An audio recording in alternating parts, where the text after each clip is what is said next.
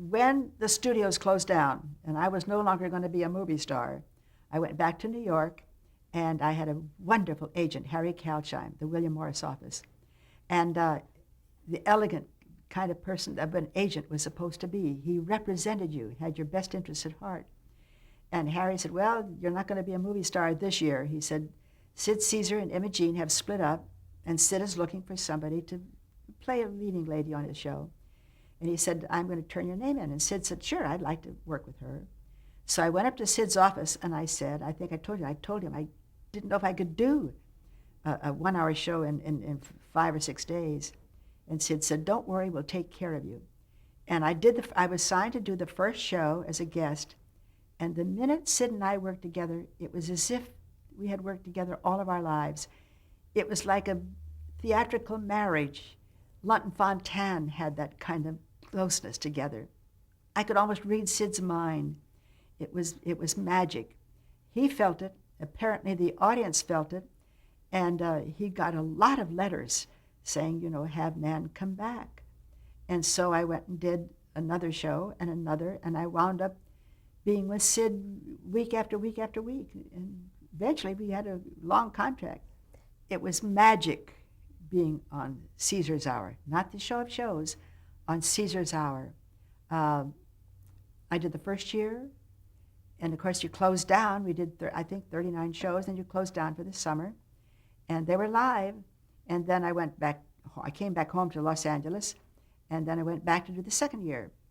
And somewhere towards the end of the second year, a man who took care of my money, I would send my checks home and he'd pay my bills and the other, a man named Ed Traubner. He was a business manager for Sammy Cahn and I think Frank Sinatra and Dean Martin. He was a business manager, but I didn't want him to manage my money. I just wanted him to pay my bills. And he came back to New York and he called me and he said, do you have a contract for the third year?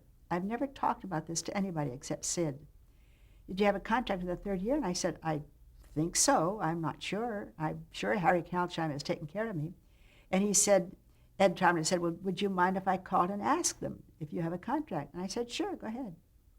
Then very soon thereafter, I got a call from Sid's office and said, do you know somebody named Ed Traubner? And I said, yes, he takes care of my money. And they hung up the phone. And about a couple of hours later, I got a call from Traubner who said, they don't want you. In fact, Sid said to go, and I thought, my God, why don't they want me?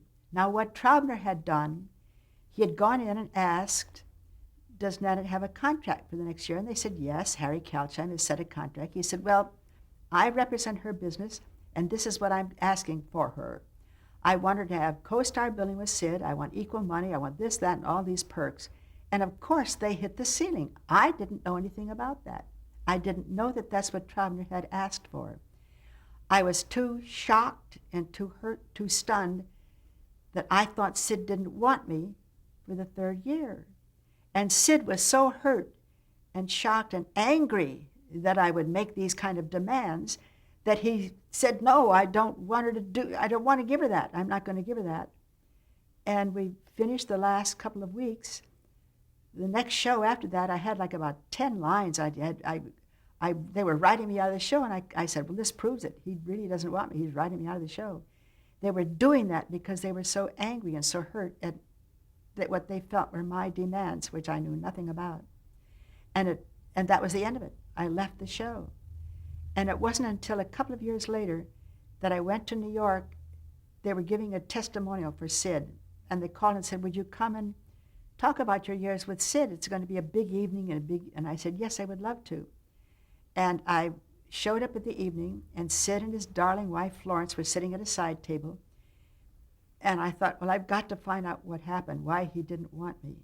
And I'm normally quite a shy person, but I said, I've got to find out what happened. And so I went and I sat down next to Florence at their table. It was just a small table. And I could see Sid draw back like this. He was very tense. Sid is a very shy person, believe it or not. And Florence, of course, got very upset. And I chit-chatted with him, and I said, Sid, I want to know why you didn't want me for the third year.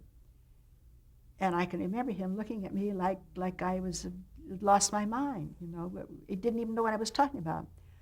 And then I told him the story about what I had heard he said about me. And Sid started to cry. He said, that wasn't true at all. That isn't what happened at all. And we straightened it out at that table, at that benefit.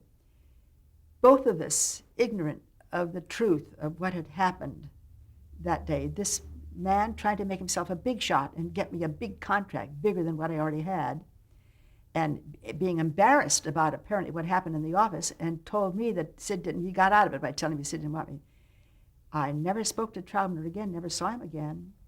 And once I found out what he had done, many careers can be destroyed when people don't know what happens behind the scenes.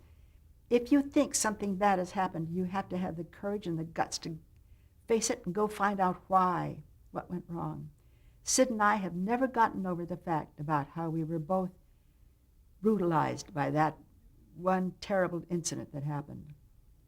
I regret it to this day. I would have stayed with him forever. I would have paid to work with him.